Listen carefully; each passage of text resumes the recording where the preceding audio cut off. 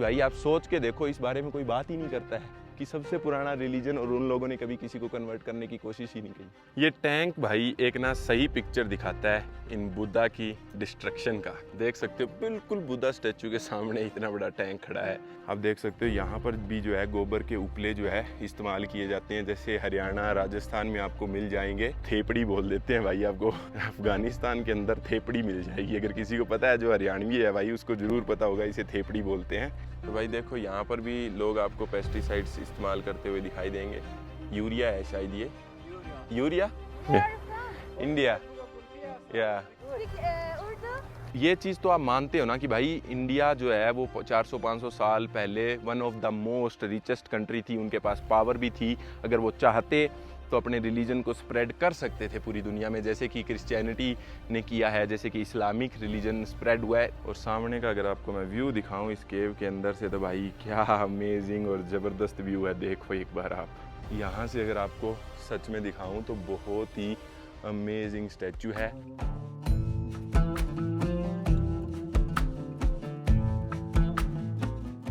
आप सभी को राम राम भाइयों, और एक नई वीडियो में आप सभी का स्वागत है अफ़गानिस्तान की मोस्ट हिस्टोरिकल प्लेस बामियान से। भाई बामियान जो जगह है वो अफ़गानिस्तान के लिए बहुत ही ज़्यादा यूनिक है। आपको ये तो पता ही है भाई, पूरी अफ़गानिस्तान जो कंट्री है वो मुस्लिम मेजॉरिटी कंट्री है, और ज़्यादातर यहाँ पर 80 से 85% लोग जो है सुन्नी मुस्लिम मिलेंगे, और सिर्फ 10 से 15% जो है यहाँ पर आपको शिया मुस्लिम मिलेंगे। और आपको ये भी पता है कि भाई जो मुस्लिम रिलीजन जो है वो इस दुनिया के अंदर पिछले 14 सालों से एग्जिस्ट करता है, लेकिन बामियान सिटी के अंदर आपको 2000 साल पुराने बुद्धा के स्टैचू मिल जाएंगे। तो यहाँ पर जो बुद्ध रिलीजन था वो काफ़ी बड़ा हुआ करता था 2000 साल पहले, लेकिन उसके बाद यहाँ पर मुस्लिम का राज आया तो ये सब लोग जो है मुस्लिम बन गए। और आज के दिन यहाँ पर बामियान सिटी के अंदर आपको एक सिंगल बंदा भी जो है बुद्धिस्ट नहीं मिलेगा। और दूसरी बात भाई, ये जो लोग हैं वो बिल्कुल यूनिक है, और ये पूरा एरिया जो है वो यूनिक है, अफ़गानिस्तान से बिल्कुल नहीं मिलता है। यहाँ की लैंग्वेज अलग है। यहाँ की जो लैंग्वेज है वो दारी लैंग्वेज है, जो डायलेक्ट है एक पर्शियन लैंग्वेज का। और यहाँ की जो एथनिसिटी है वो हज़ारा लोग इन्हें बुलाया जाता है। ये बिल्कुल इनकी शक्ल वगैरह जो है वो बिल्कुल अफ़गानिस्तान के लोगों से नहीं मिलती है। इनकी जो शक्ल है वो मंगोलियन से ज़्यादा मिलती है। इसका कारण ये भी हो सकता है कि भाई पुराने समय में जो है यहाँ पर मंगोल्स आए थे, तो उनके साथ कुछ लोग आकर यहाँ पर सेटल हो गए थे। लेकिन आज के दिन अगर देखा जाए तो यहाँ पर आपको शिया मुस्लिम की मेजॉरिटी मिलेगी, और पूरे अफ़गानिस्तान में इकलौती ऐसी प्लेस है जहाँ पर आपको शिया मुस्लिम की मेजॉरिटी मिलेगी। पूरे अफ़गानिस्तान के अंदर हर जगह आपको सुन्नी मुस्लिम की मेजॉरिटी मिलती है। और सही बताऊँ भाई, बहुत ही एजुकेटेड लोग हैं यहाँ के, लड़के लड़कियाँ सब पढ़े लिखे हैं, और जो यंग जनरेशन है ना सबको इंग्लिश बोलनी आती है। और आप कहीं भी अफ़गानिस्तान में चले जाना, काबुल तो चलो मान लो बड़ी सिटी है, लेकिन ज़्यादातर आपको अफ़गानिस्तान के अंदर जो लोग इंग्लिश बोलते हुए दिखेंगे उनकी शक्ल कभी भी अफ़गानिस्तान लोगों से नहीं मिलती होगी। वो या तो ताजिक लोग होंगे या फिर इस बामियान एरिया के लोग होंगे। सच में यार बहुत ही ज़्यादा यूनिक है।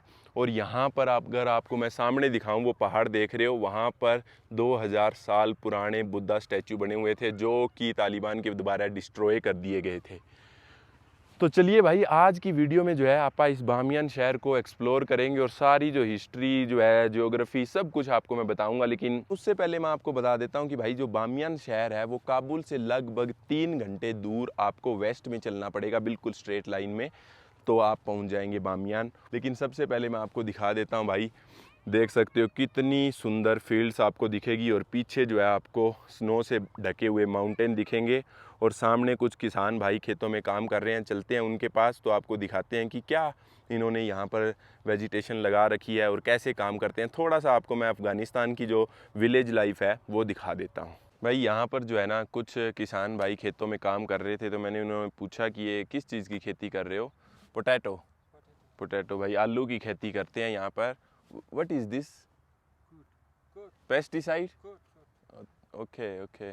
तो भाई देखो यहाँ पर भी लोग आपको पेस्टिसाइड्स इस्तेमाल करते हुए दिखाई देंगे। यूरिया है शायद ये, यूरिया। ओके। देखो अगर आपने खेतों में काम किया है तो आप ऐसी चीज़ें देखकर समझ जाते हो, क्योंकि मैं तो हरियाणा में खेतों में ही रहा हूँ भाई, तो ऐसी चीज़ें समझ जाते हैं। और आज के दिन भी अगर मैं आपको दिखाऊँ तो लोग जो है खेती वो करते हैं, वो हल से करते हैं। मैं आपको अगर दिखाता हूँ, ये देखो आपको हल पड़ा हुआ दिखेगा। This with the bull, no kulfi with the bull. Okay okay. देखो सामने आपको कुछ सांड दिखेंगे और इन्हीं के साथ यहाँ पर आज के दिन खेती की जाती है। ट्रैक्टर वगैरह आपको इस एरिया में देखने को नहीं मिलेगा, बिल्कुल भी ट्रैक्टर बिल्कुल भी नहीं दिखेगा भाई यहाँ पर।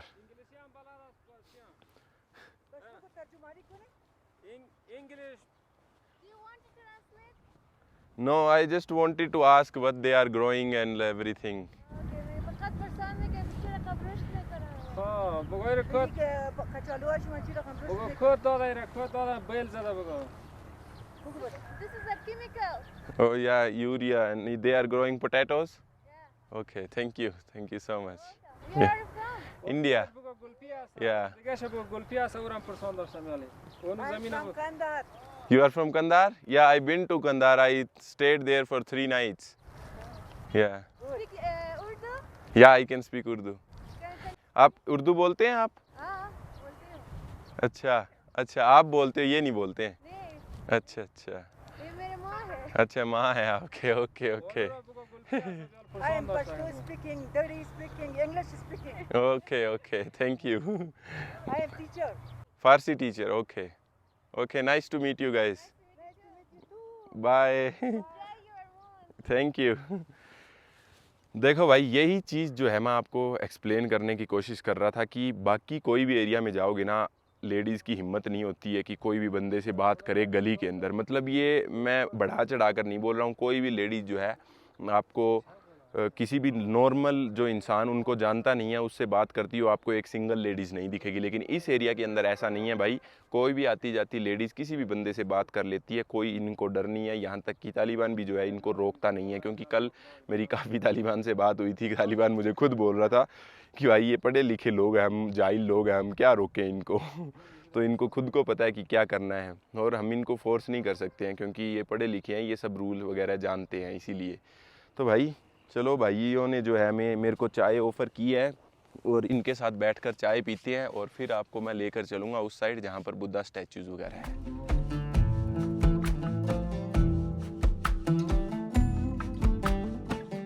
यहाँ पर पास में एक छोटा सा गांव था। बुद्धा स्टैचू जाने से पहले जो है मैं आपको ये गांव दिखा देता हूँ। देखते हैं इस गांव की गलियाँ वगैरह कैसी बनी हुई है। मेरे को बड़ी एक्साइटमेंट रहती है ऐसे पुराने पुराने गांव देखने में। मतलब पुराने पुराने घर जो है वो कैसे बने होते हैं। मतलब कि इंडिया के अंदर भी आपको जो है ऐसे मिट्टी के गांव मिल जाएंगे, लेकिन मैं देखना चाहता हूं कि भाई यहाँ के गांव और इंडिया के गांवों में क्या फ़र्क है। देख सकते हो भाई, क्या सुंदर लगते हैं ना, बिल्कुल नेचुरल पहाड़ों से बिल्कुल मिक्स होते हैं ये कलर। बिल्कुल प्योरिटी है भाई इनके गाँव के अंदर। यही चीज़ मैं आपको बताने की कोशिश कर रहा हूँ कि भाई देखो, बहुत सारी जो चीज़ें हैं वो डेजर्ट के अंदर आपको सेम मिलती है अलग अलग कंट्रियों के अंदर। आप देख सकते हो यहाँ पर भी जो है गोबर के उपले जो है इस्तेमाल किए जाते हैं, जैसे हरियाणा राजस्थान में आपको मिल जाएंगे। देख सकते हो, थेपड़ी बोल देते हैं भाई आपको। अफ़गानिस्तान के अंदर थेपड़ी मिल जाएगी। अगर किसी को पता है, जो हरियाणवी है भाई, उसको ज़रूर पता होगा इसे थेपड़ी बोलते हैं। चलिए भाई आगे भी देखते हैं कि क्या क्या चीज़ें जो है अपने को यहाँ पर देखने को मिल सकती है। ये लोगों के घर है भाई, और ये कुछ ऐसी गलियाँ दिखती है, और ये शायद मुझे लग रहा है भाई टॉयलेट है। अगर आप गाँवों में रहे हो तो आपको पता होगा कि भाई पुराने समय में जो है लोगों को अच्छा नहीं लगता था कि अपनी जो टॉयलेट है वो घर के अंदर हो।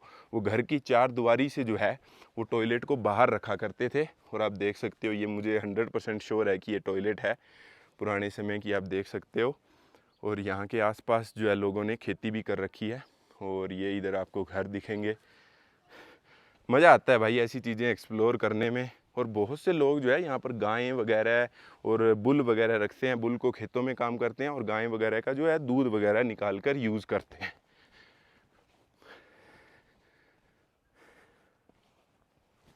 अस्सलाम वालेकुम। देखो भाई, वो जो माउंटेन है वो मैं आपको दिखाना चाहता हूँ, लेकिन उससे पहले मैं गांव के अंदर से जा रहा हूँ ताकि आपको जो है गांव दिखा पाऊँ कैसे कुछ होते हैं गांव यहाँ के।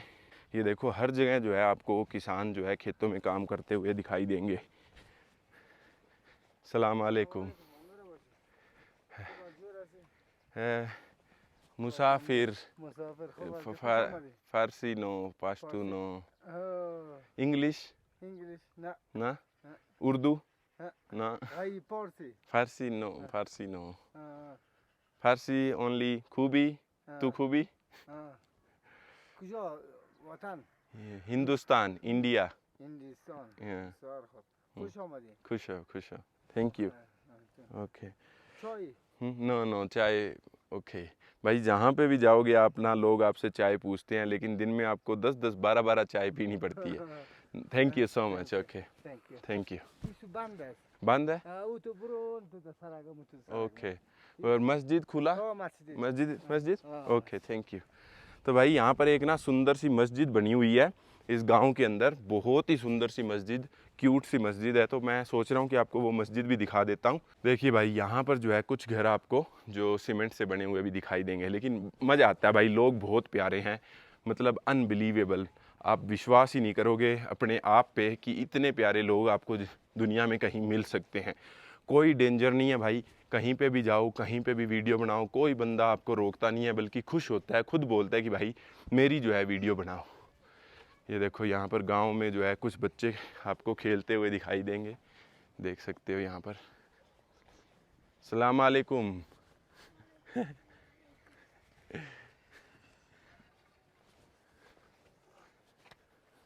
खूबी खूबी ये देखो भाई बच्चे जो है यहाँ पर मस्ती कर रहे हैं यहाँ से पानी निकल रहा है और सामने देख सकते हो पहाड़ कितने ज़्यादा सुंदर है चलिए वो बिल्कुल सामने मस्जिद है उस मस्जिद में मैं आपको लेकर चलता हूँ और बहुत सारे जो घर है आप देखोगे यहाँ पर डिस्ट्रॉय भी हो चुके हैं क्योंकि आपको पता है भाई कि ये जो घर है वो सबसे दिक्कत जब आती है जब बारिश आती है बाकी इन घरों को कोई दिक्कत नहीं है मतलब कितनी भी धूप हो कितना भी बर्फ़ गिर जाए लेकिन जब बारिश आती है ना सबसे बड़ी प्रॉब्लम इन घरों के लिए आती है यहाँ पर ये देख सकते हो भाई कितनी सुंदर मस्जिद बनी हुई है बीच में आपको फाउंटेन दिखेगा और कहीं भी मस्जिद में आपको फाउंटेन नहीं दिखा अफ़गानिस्तान में समझदार लोगों के लिए इशारा ही काफ़ी है भाई ये पर्शियन आर्किटेक्चर है जहाँ पर आपको कहीं पे भी बीच में फाउंटेन दिखता है तो ये पर्शियन आर्किटेक्चर होता है चलो थोड़ी सी मैं मस्जिद आपको अंदर से भी दिखा देता हूँ लेकिन बाहर से बहुत ही सुंदर मस्जिद बनी हुई है देख सकते हो पेड़ पौधे आपको लगे दिखेंगे फूल भी जो है वो भी पर्शियन आर्किटेक्चर के पार्ट है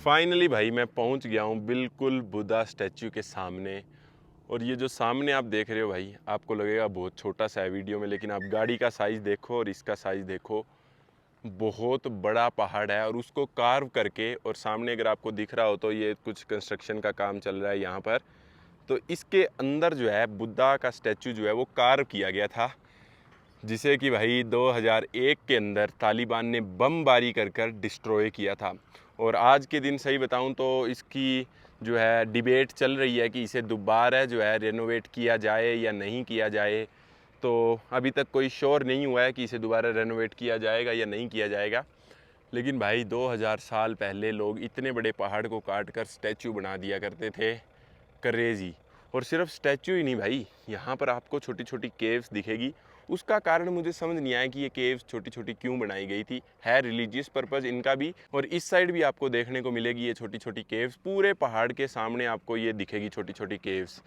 एक सबसे बड़ा स्टैचू यहाँ था और एक बिल्कुल पीछे अगर आपको दिख रहा है तो वहाँ पर है कोशिश करेंगे कि इन एक आधी केव्स के अंदर जाएंगे और आपको दिखाएंगे कि इनके अंदर क्या कुछ आपको देखने को मिल सकता है लेकिन अगर आप सामने का गेट देखोगे तो आज के दिन शायद बंद किया गया है आप सिर्फ देखना चाहो तो दूर से देख सकते हो अंदर आपको कोई बंदा दिखाई नहीं देगा आप देख ही सकते हो अगर सच में ओपन होता तो कोई ना कोई बंदा तो किसी न किसी केव में तो मिल ही जाता आपको कोशिश करते हैं कि इस साइड से जो है खुला है तो इस साइड से ऊपर जाकर एक आधी केव मैं आपको दिखाने की कोशिश करता हूँ और पूरी हिस्ट्री वगैरह मैं अच्छे से बताऊँगा कि भाई यहाँ पर बुद्धिज़्म रिलीजन जो है वो कैसे आया भाई बहुत ही यूनिक स्टोरी है इसके पीछे वो मैं आपको अच्छे से एक्सप्लेन करूँगा इंडिया का बहुत बड़ा रोल है इसके अंदर वो भी आपको मैं ढंग से एक्सप्लेन करूँगा चलते हैं अभी केव को एक्सप्लोर करते हैं लेकिन उससे पहले मैं आपको दिखा दूं भाई आपको यहाँ पर एक टैंक भी मिलेगा चलो इस टैंक के पास चलते हैं एक आधी फ़ोटो खिंचवा ही लेते हैं टैंक के साथ भाई अफ़गानिस्तान में आए हैं और टैंक और बंदूकों के साथ फ़ोटो नहीं खिंचवाई तो क्या किया ये टैंक भाई एक ना सही पिक्चर दिखाता है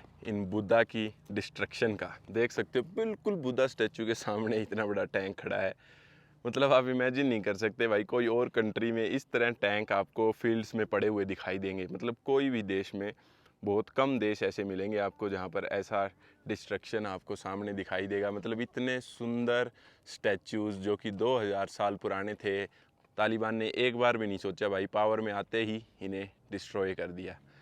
चलिए भाई, अभी क्या कर सकते हैं। देखो बच्चे जो है काफ़ी इकट्ठे हो जाते हैं अफ़गानिस्तान के अंदर, और यहाँ पर बच्चों को थोड़ी सी आदत पड़ गई है, क्योंकि भाई इस जगह पे जो है ना बहुत सारे टूरिस्ट आते हैं, तो सब बच्चे जो है मेरे पीछे पीछे घूम रहे हैं पैसे मांगने के लिए।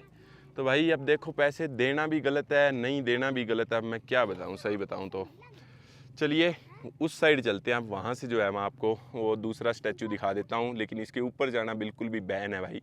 एक सिंगल बंदा भी आपको दिखाई नहीं देगा, मतलब अलाउड ही नहीं है। बिल्कुल गेट वगैरह लगाकर, तार वगैरह लगाकर इन्होंने बंद कर रखे हैं।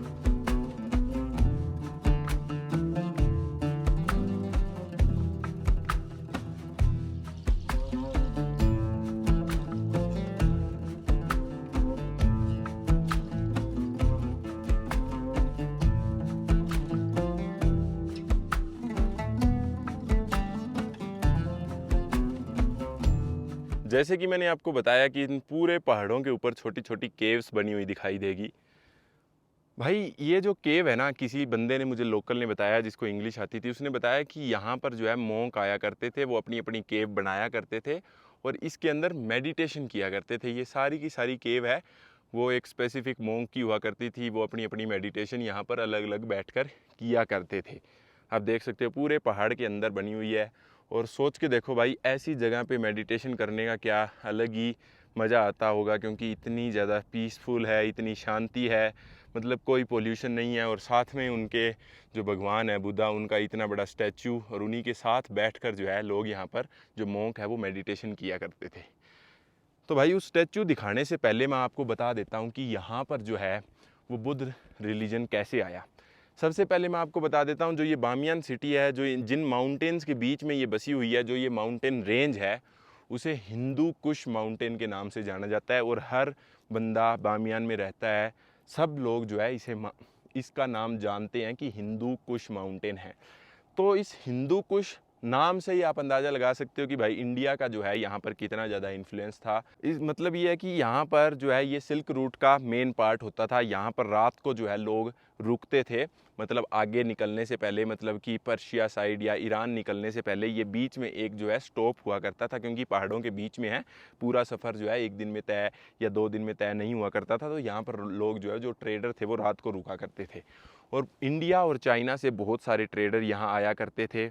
और उस समय जो है वो बुद्ध रिलीजन यहाँ पर जो आया है वो इंडिया और चाइना से ही यहाँ पर फैला था, और वहाँ से ही आकर लोग जो है वो यहाँ पर सेटल हुए थे। और कुछ जो मंगोल के लोग थे वो मंगोलिया से भी यहाँ से ट्रेड किया करते थे, क्योंकि मंगोलिया भी जो है सिल्क रूट के ऊपर आया करता था। तो वो लोग यहाँ पर सेटल होकर बुद्ध रिलीजन के जो है ये स्टैचू वगैरह इस्टाब्लिश किए इन्होंने। 2000 साल पहले की पुरानी स्टोरी है भाई, 100% श्योरिटी किसी को भी नहीं है, लेकिन जैसा इंटरनेट मुझे बताता है वो मैं आपको बताने की कोशिश करता हूँ। एक चीज़ मैं सोच रहा था भाई कि मैं इतने देशों में गया दुनिया में, अब जहाँ पर भी आप मुस्लिम रिलीजन देखोगे, जहाँ पर भी क्रिश्चियन रिलीजन देखोगे, वो लोग कभी मुस्लिम थे नहीं, वो कभी क्रिश्चियन थे नहीं। मतलब हर जगह नहीं बोल रहा हूँ, क्योंकि जहाँ से मुस्लिम या क्रिश्चियनिटी स्टार्ट हुई है वो जगह अलग है। उसको अगर छोड़ दिया जाए, अफ्रीका में कभी भी मुस्लिम रिलीजन था नहीं और कभी भी क्रिश्चियनिटी नहीं थी अफ्रीका के अंदर।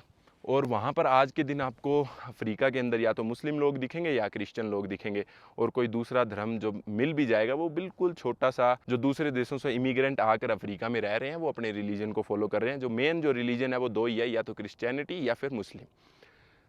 लेकिन भाई अगर आप बात की जाए तो सबसे पुराना जो रिलीजन है वो हिंदू रिलीजन है। आप सबको पता है 5000 साल तक तो अपने को पता है, उससे पहले का तो पता भी नहीं है कितना पुराना है। रियल डेट किसी को नहीं पता है, लोग अंदाज़ा लगाते हैं कि 5000 साल पुराना है। और ऐसा भी नहीं है कि इंडिया एक बहुत ज़्यादा गरीब कंट्री हुआ करती थी पुराने समय में, जो कि किसी के साथ ट्रेड नहीं किया करती थी। सिल्क रूट का जो है मेन पार्ट हुआ करती थी इंडिया, और वहाँ से इतने सारे प्रोडक्ट और इतने सारे इंडियन जो है अलग अलग देशों में जाया करते थे ट्रेडिंग के लिए। सबको हिस्ट्री पता है। लेकिन कहीं पे भी आपको दुनिया में इंडिया के अलावा हिंदू लोग नहीं मिलेंगे। मतलब हिंदू रिलीजन सबसे बड़ा रिलीजन था पुराने समय में और सबसे पुराना रिलीजन था। लेकिन फिर भी भाई मैं सल्यूट करता हूँ हिंदू लोगों को, मतलब कि जो उनके मन में था ही नहीं कि हमें हमारा रिलीजन स्प्रेड करना है। उनके मन में सिर्फ एक पीसफुल की भावना थी और वो किसी को फोर्स करके जो है अपना रिलीजन फैलाना नहीं चाहते थे। उन्हें ये पता था कि मुझे मेरा रिलीजन पता है, मुझे मेरे भगवान से प्रे करनी है और मुझे अगर मैं अच्छा काम करूँगा तो मुझे भगवान मिलेंगे। मैं किसी को कन्वर्ट करूँगा या किसी को फोर्स करूँगा तो भगवान मुझे नहीं मिलेंगे। ये अपने रिलीजन की बहुत बड़ी खास बात मुझे लगती है। कोई भी और रिलीजन देख लो भाई, सब रिलीजन ने कन्वर्ट करने की कोशिश की है। यहाँ तक कि बुद्धिज़्म जो रिलीजन है वो पीसफुल रिलीजन माना जाता है, पर यहाँ पर भी बुद्धिज़्म जो है वो फोर्सफुली कन्वर्ट किया गया है। मंगोलियंस ने बहुत किया है भाई। चलो, लेकिन ये चीज़ तो आप मानते हो ना कि भाई इंडिया जो है वो 400-500 साल पहले one of the most richest country थी। उनके पास पावर भी थी, अगर वो चाहते तो अपने रिलीजन को स्प्रेड कर सकते थे पूरी दुनिया में, जैसे कि क्रिश्चियनिटी ने किया है, जैसे कि इस्लामिक रिलीजन स्प्रेड हुआ है। जहाँ जहाँ आपको रिलीजन स्प्रेड दिखेगा वो या तो कॉलोनाइजेशन की वजह से हुआ है या फिर ट्रेडिंग की वजह से हुआ है। लेकिन भाई इंडियन भी ट्रेडिंग करते थे, हिंदू लोग भी ट्रेडिंग किया करते थे, लेकिन आपको कहीं भी हिंदू लोग देखने को नहीं मिलेंगे। आज भी अगर आपको दूसरी कंट्रियों में हिंदू कम्युनिटी दिखती है तो वो इंडिया की ही कम्युनिटी है, वो लोग कन्वर्ट हुए नहीं हैं। क्रेजी भाई, आप सोच के देखो, इस बारे में कोई बात ही नहीं करता है कि सबसे पुराना रिलीजन और उन लोगों ने कभी किसी को कन्वर्ट करने की कोशिश ही नहीं की। ये है सच्चाई भाई हिंदू रिलीजन की। जो भी बंदा बोलता है, जो भी हिंदू रिलीजन को गलत बोलता है, वो एक बार हिस्ट्री पढ़ो, बैक 3-4 हज़ार साल पहले जाओ, फिर आपको पता चलेगा सच्चाई। ऐसे किसी को कोसने से नहीं होता है। एक रिलीजन है वो आपके लिए है, आप अपने भगवान को कनेक्ट करता है रिलीजन आपको, तो आप अपने अंदर रखो। किसी को स्प्रेड करने से, किसी को फोर्स करने से भगवान कभी खुश नहीं होंगे भाई। ये चीज़ें पता है क्या है, ऐसे माउंटेन में आते हो, आपको शांत दिमाग मिलता है, तभी आप ये चीज़ें सोच पाते हो। क्योंकि शहर में रहकर पहले से ही इतना ज़्यादा शोर है कि आपका माइंड तो उन शोर पे ध्यान देता है, मतलब ऐसी चीज़ें सोचने का मौका ही नहीं मिलता है। तो चलिए भाई, ज़्यादा ज्ञान नहीं दूंगा मैं आपको। आप लोग जो है बोर हो जाते हो, कहते हो कि इतना बोलता बहुत है वीडियो के अंदर। भाई मैं कोशिश करता हूँ कि आपको एक्सप्लेन कर सकूँ जो चीज़ें मुझे समझ आती है ट्रैवलिंग के बाद। चलिए भाई, सामने चलते हैं। अभी जो है सामने से तालिबान के कुछ भाई आ रहे हैं। अगर ये मुझे नहीं रोकते हैं ऊपर जाने से तो मैं आपको ऊपर से ये केव वगैरह जो है वो अंदर से भी दिखाने की कोशिश करूँगा पूरी। अस्सलाम वालेकुम, कैसे हो? खूबी खूबी। Urdu, English? No No, no, no. I go up, okay okay. Ticket ticket no.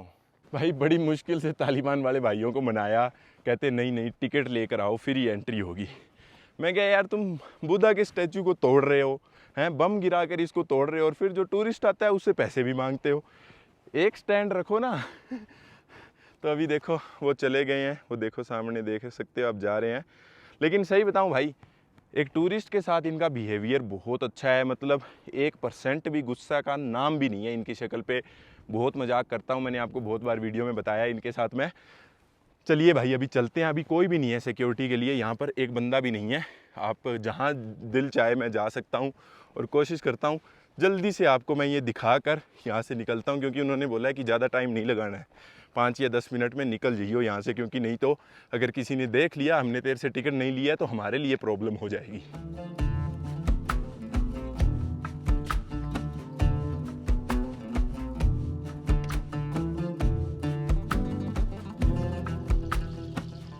देख रहे हो भाई कितना बड़ा स्टैचू है।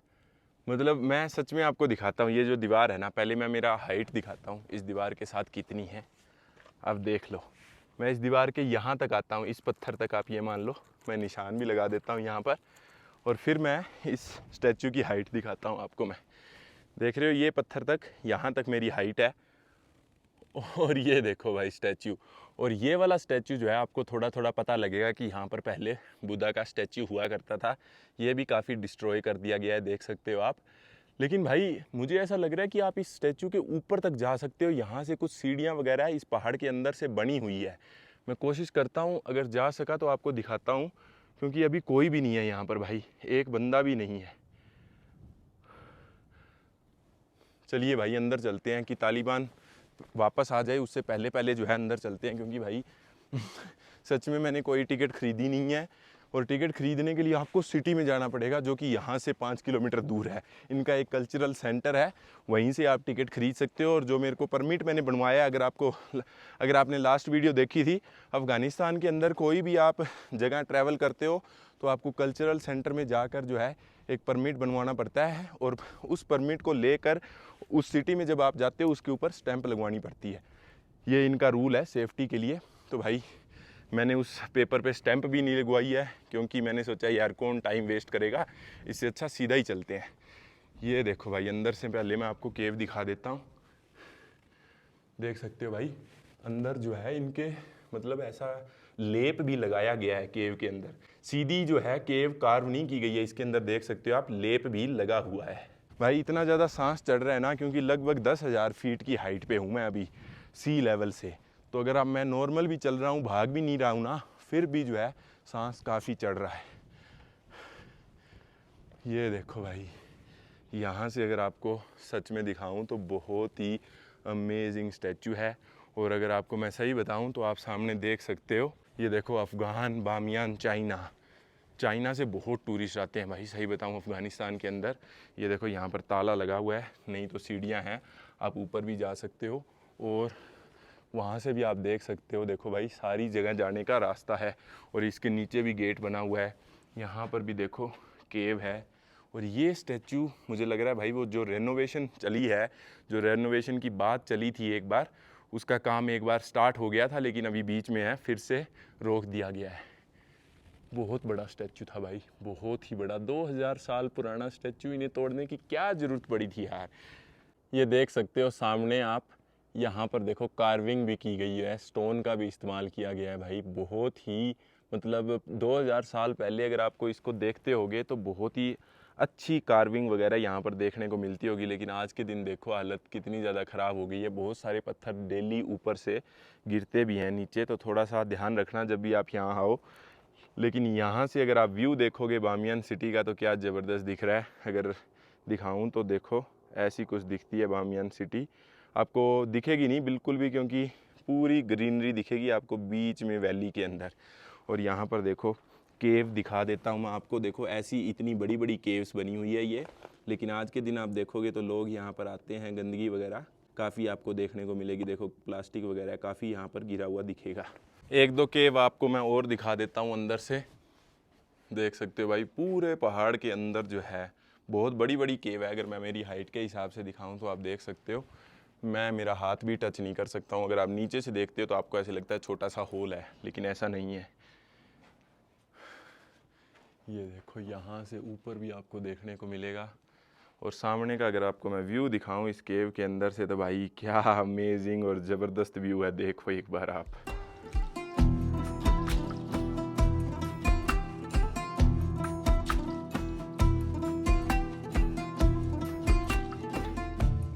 ये देखो मैं आपको जूम करके दिखाता हूँ। कुछ जो केव है उनके दरवाजे भी लगे हुए हैं, और बहुत सी केव देखो कितनी ऊपर बनी हुई है भाई। सोच के देखो 2000 साल पहले लोग किस तरह इतना ऊपर चढ़कर जो है कार्विंग कर दिया करते थे, बिना कोई मशीनरी के, बिना कोई इक्विपमेंट्स के। और भाई कुछ लोग ये भी बताते हैं कि आज के दिन जो वो रास्ता है वो बंद हो गया है, लेकिन पुराने समय में क्या था कि इनके बीच में से रास्ता बना हुआ है। आप ऊपर वगैरह सब जगह जा सकते हो इन केव्स में, अंदर से गैलरी से रास्ता बना हुआ था। अगर मैं आपको दिखाऊं तो आप देख सकते हो, ये देखो आपको सीढ़ियाँ दिखेगी यहाँ पर, लेकिन अभी भाई सारे रास्ते बंद है। मैं आपको ऊपर कैसे लेकर जाऊँ, मेरा बड़ा मन है कि मैं बिल्कुल ऊपर तक वहाँ पर जाता और आपको ऊपर से जो है दिखाने की कोशिश करता। देखते हैं अगर वहाँ पर कोई रास्ता मिल जाता है सामने वाली केव्स में, तो कोशिश करता हूँ जाकर आपको ऊपर से दिखाता हूँ। ये सामने दरवाज़ा देख रहे हो भाई, जहाँ जहाँ से रास्ता है ऊपर जाने का, मतलब सिर्फ एक दो गैलरी बनी हुई है, वहाँ से आप ऊपर तक पहुँच सकते हो। और उन सब गैलरी के बाहर ताला लगा हुआ दिखेगा। ऊपर जाना किसी को भी अलाउड नहीं है, क्योंकि रिस्की भी हो सकता है यार। आपको पता ही है 2000 साल पुराने स्ट्रक्चर है, गिरने को कभी भी गिर सकते हैं। और यहाँ पे भी मैं आपको दिखाता हूँ, देखो दरवाज़ा लगा हुआ है और इसके आगे भी ताला है, और वहाँ तक है सारे माउंटेन, उसके बाद ख़त्म हो जाते हैं। देख सकते हो बहुत ही सुंदर आर्किटेक्चर था भाई, 2000 साल पुराना। इस तरह जो लोग हैं पहाड़ों को काट कर जो है अपनी दुनिया बसा लेते थे पहाड़ों के अंदर। सोच के देखो कितनी छोटी छोटी केव है, तो कितने सारे मोंक यहाँ पर रहते थे, मतलब पूरी लाइफ टाइम के लिए यहाँ पर रह रहे थे। और इसके सामने का अगर आप व्यू देखोगे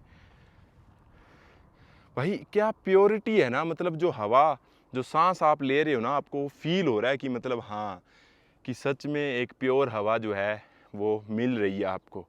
सच में यार क्या अमेजिंग नेचर है, क्या सुंदर स्नो के पहाड़ है, और सामने आपको हरे भरे खेत दिखेंगे, उन खेतों के अंदर किसान काम करते हुए दिखेंगे। एक प्योर नेचर, एक सिंपल लाइफ लोग जो है यहाँ के जी रहे हैं। लेकिन सिंपल लाइफ के साथ भाई इनको सब कुछ मिलता है इस गांव के अंदर, स्कूल, यूनिवर्सिटी, सब कुछ फैसिलिटीज़ जो है, इलेक्ट्रिसिटी, इंटरनेट, सब कुछ है यहाँ पर। ऐसा नहीं है कि इनको कुछ भी नहीं मिलेगा। तो भाई उम्मीद है कि बामियान जो है आपको पसंद आया होगा। मैंने कोशिश की है कि सब कुछ आपको मैंने एक्सप्लेन किया है। और एक बात उस पर ज़रूर कमेंट करना भाई, जो मैंने हिंदुज़म के बारे में आपको बताई थी कि इतना बड़ा रिलीजन होने के बाद भी जो है उन्होंने कभी भी किसी को फोर्सफुली कन्वर्ट करने की कोशिश नहीं की। तो ज़रूर उस चीज़ पे आपके क्या व्यूज़ है, हो सकता है मैं गलत भी हूँ, लेकिन आप ज़रूर उस चीज़ पे कमेंट करना ताकि मुझे भी थोड़ी नॉलेज मिल सके। तो चलिए भाई इस वीडियो को यहीं तक रखते हैं। अगर ये वीडियो सच में पसंद आई है, बामियान की 2000 ओल्ड स्ट्रक्चर के बिल्कुल मैं सामने खड़ा हूँ, और ये चीज़ें थी, ये सबूत देती है कि पुराने लोग भी जो थे वो बहुत ज़्यादा इंटेलिजेंट थे, बिना इक्विपमेंट्स के, बिना इंटरनेट के। तो चलिए भाई इस वीडियो को यहीं तक रखते हैं। और अगर ये वीडियो सच में आपको पसंद आई है तो वीडियो को लाइक और शेयर कर दो ज़रूर, और एक छोटा सा कमेंट ज़रूर छोड़ देना। आप मिलते हैं नेक्स्ट एक अच्छी सी वीडियो के अंदर, और तब तक के लिए बाय बाय, जय हिंद।